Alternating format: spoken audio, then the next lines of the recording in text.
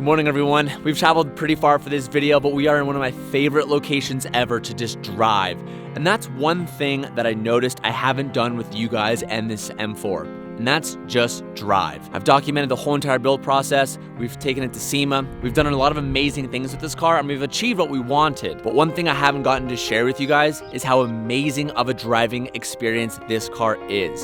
So today's video is gonna be simple. Sit back, relax, and come for a drive with me.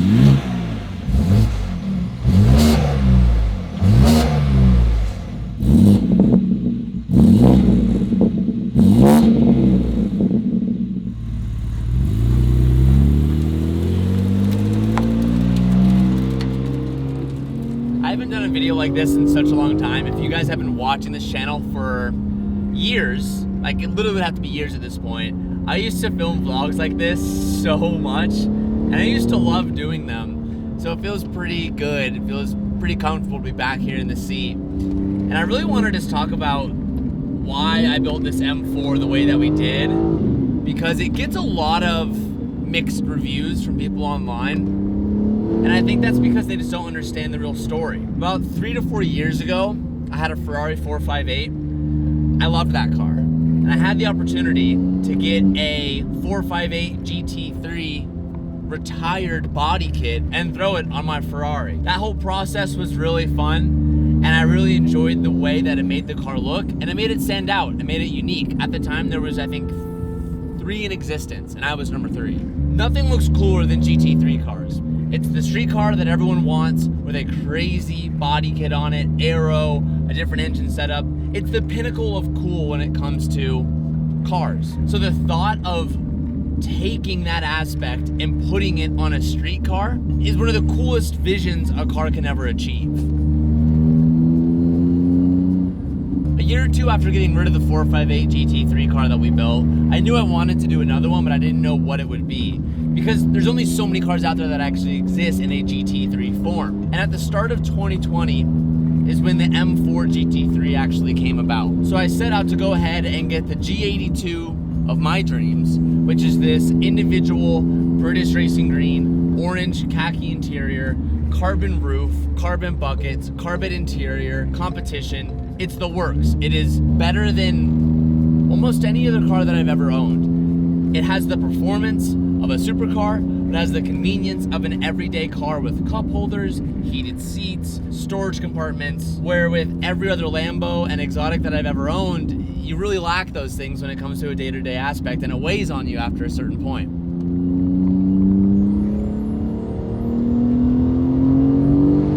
And the performance aspect of this car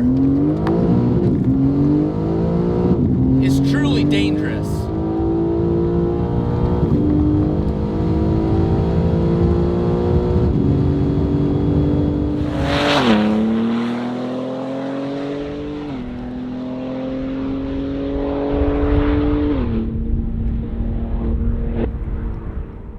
Some people might think that this Midnight Purple 2 R34 GTR is financially one of the most hurtful things in my life. You'd be wrong. It's actually this car right here, a Supra that I paid $50,000 for with a grenaded engine and a bunch of other missing parts. That Supra for me represents debt, and that's something that most Americans have. And when it comes to debt, there are all different forms of it, whether it's credit card debt, personal loan debt, student loan debt. And if you find yourself making payments every single month on that debt and you're not seeing the balance go down, then I have the answer for you. It's PDS Debt. PDS Debt provides options that help consolidate all that debt into one monthly low payment. With PDS Debt, you can save thousands in interest and fees and pay off that debt in a fraction of the time. PDS Debt cares about helping you get out of debt. They're also a top-rated company on Google and have an A+ rating on the BBB. Everyone with $10,000 or more in eligible debt qualifies, and there is no minimum credit score required, and they accept bad and fair credit. So stop wasting time and head over to pdsdebt.com/hunt, where you could take a free online debt analysis, and it only takes 30 seconds. Help yourself get rid of all the stress of the debt and make it easy for yourself by going to pdsdebt.com/hunt. Thank you so much, PDS, for sponsoring this video, and now let's get back to it. It will get you in some serious trouble without asking a lot. And that's when I knew that this would be the perfect car to try to bring the GT3 to light. The real question was, how was I gonna do it? I was able to get the Ferrari GT3 kit because that car was retired. It wasn't currently being raced. The new platform, the 488, had taken over, so a lot of Ferrari teams had spare parts left over. But with the M4, it had just entered GT3 racing. This car is still new and isn't gonna get replaced anytime soon. So the mission became quite a bit harder, but it also made it that much more desirable for me. What if I could build one somehow before anyone else could while it was still in season? Now, thankfully, throughout my time, I've made quite a few friends in the industry. And let's just say I had a little help. And I was actually able to order a replacement GT3 body, which meant I got everything brand new in box, which meant I got every piece of hardware that was sent out to each team to convert the G82 chassis into a Cup chassis. Of course, everything did not fit, and it took 8 months of fabrication to get this body to fit. But not only did the body have to get modified, the suspension geometry was way off from what we needed. Now, the GT3 car has quite a bit of a ride height, and now so does the Cup car. And when you put it on a street car, you have a ride height of almost 8 inches, and that's after you slam it on coilovers. The chassis is not designed to go as low as what the kit asks for. So we asked our friends over at Olin's to make us a custom set of coilovers that deletes a few different components of the stock coilover to help us lower the car an extra 3.5 inches, which gives us the ride height that we need while having full compression and a proper geometry. Now, of course, the actual M4 GT3 Cup car has a modified version of the S58 that we have in our car called the P58. The P58 sits roughly over a foot farther back into the cabin of the car, changing the whole center of gravity and allowing for the first 1.5 feet of the car to be all induction and aero. Now, unfortunately, we weren't able to modify our setup to be like that, but we were able to use Street Hunter Designs to make custom hood vents to delete that so we could still have the aggressive hood that is a one-off for this car. Now, with all of this aero added, it makes a hell of a difference. We have 315s on all 4 corners. We have a wing that spans over 5.5 feet long and a wheelbase that is now longer than factory. This car feels glued to the road. We might have the factory performance of the engine of a G82 M4, but the aero and wheelbase is far superior. Now, one of the things that I'm dying to do, which we haven't done yet, but trust me, it is coming, is getting on track with an actual M4 GT3 to see just how much faster the actual Cup car is. Now, obviously, we know that we're gonna lose. That's a Cup car. But the real question at hand is, I wonder where our street M4 GT3 make pretend car stands up against a stock G82 M4 with 0 additional downforce. And where does that tie into with an actual M4 GT3 Cup car? Now, that video is to come, so please stay patient. But until then, I hope that this video can help give you guys a little bit of the satisfaction and enjoyment that this car delivers.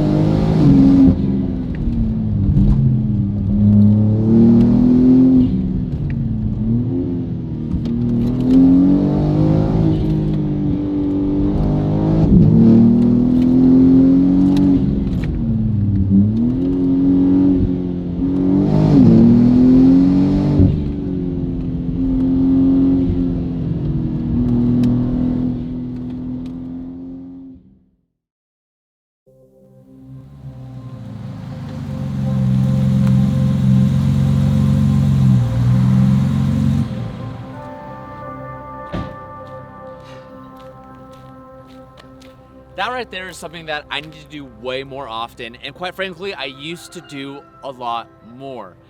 We're in the middle of nowhere, we're out in the mountains. I found this cool little vibe spot, and there's roosters going off in the background, and that's one of the main reasons as to why I love cars, is because they bring you to places where you typically wouldn't ever find yourself, i.e. where we are right now. I want to explore this place just a little bit. I don't really know what it is, but you can't deny that this place doesn't look pretty cool. It's all like real wood too. I thought maybe it was like a set or something, but it looks like someone's property. They've just been like building and building and building, and now they have like a campground out of it. Now they have like a kids attraction. This is a rad spot, man. It's super pretty. I imagine that during the spring and summer, this place is probably crawling with people, but we're in the middle of winter right now, so it's really not that much action, but it is definitely a really cool sight to stumble upon. That's what makes days like this is so much fun. The experience of the car with what we've done to it is everything I hoped it would be. Out of the last 10 years that we've been building cars, whenever you take cars to this level, you always end up sacrificing a few separate things. Whether it's the assisted drive features, the cameras, the parking sensors, the auto driving, whatever it is, when you take a car to this level, you just have to sacrifice some things because you can't make everything always work when you modify it to this degree. And this car, everything works front to back. You can rip on this thing nonstop. It doesn't overheat after relocating everything. It's everything I want. The downforce that you get off of this is extremely noticeable. The 315s on all four corners is extremely noticeable. It's everything I hoped it would be. And I love that I got to drive it with you guys today and do my best to document its true beauty and how amazing it was. Now it's time to go home.